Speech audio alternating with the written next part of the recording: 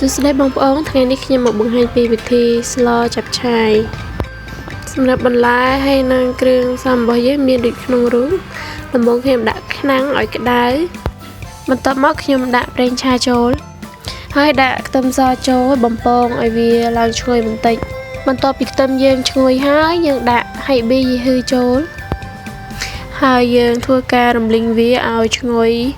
ទាំងខ្ទឹមនិងហិប៊ីយីហ៊ឺយើងឃើញថាខ្ទឹមរៀងឡើងពងកន្លាតបន្តិចហើយយើងដាក់ស្ករត្នោតចូលដាក់ស្ករត្នោតហើយយើងក៏ថែមទឹកត្រីបន្តិចដើម្បីឲ្យស្ករត្នោតហ្នឹងវារលាយសព្វចូលគ្នាល្អបន្ទាប់មកខ្ញុំក៏ដាក់ប្រេងខ្យងចូលហើយដាក់ប៊ីចេងចូលបន្ទាប់មកខ្ញុំដាក់ម្សៅស៊ុបចូលបន្ទាប់មកយើងកូរគ្រឿងយើងឲ្យចូលគ្នាឲ្យមានក្លិនឈ្ងុយសិនមកហើយចាំយើងដាក់សាច់ចូលហើយយើងដាក់រំលីងវាហើយឲ្យវាដាច់ទឹកព្រៃបន្ទាប់ពីដាច់ទឹកព្រៃហើយខ្ញុំដាក់ការ៉ុតនិងឆៃថាវចូលខ្ញុំគ្របទុកមិនធុះហើយបានខ្ញុំដាក់ផ្សិតខ្មៅស្លឹកចេកកដុលហើយនិងស្បែកជ្រូកចូលយើងកូរត្រឡប់វាឲ្យចូលជាតិគ្នាបន្តិចមក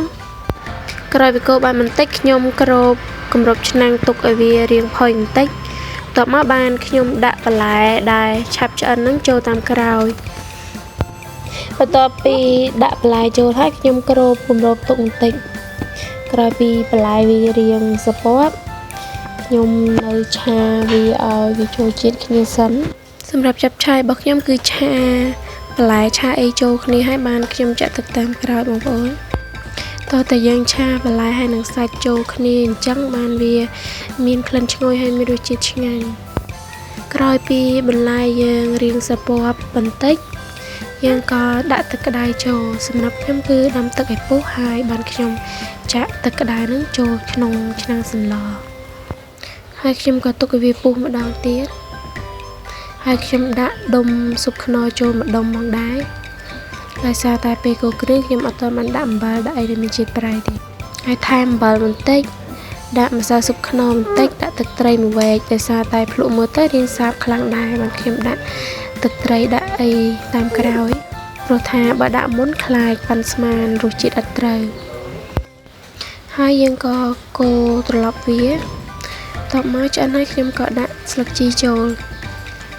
សម្រាប់មុខម្ហូបនេះបើសិនជាបងប្អូនកម្ដៅច្រើនដងបន្លែកាន់តែរលួយវាកាន់តែមានរសជាតិឆ្ងាញ់ដោយសារតែវាចេញជាតិបានល្អបងប្អូនហើយសម្រាប់វិធីសាស្ត្រស្ងោរចាប់ឆាយរបស់ខ្ញុំគឺមានតែប៉ុណ្ណឹងបើសិនជាបងប្អូនមានវិធីសាស្ត្រណាដែលល្អជាងហើយមានរសជាតិឆ្ងាញ់ជាងអាចចែករំលែកបានបងប្អូនចាសូមអរគុណ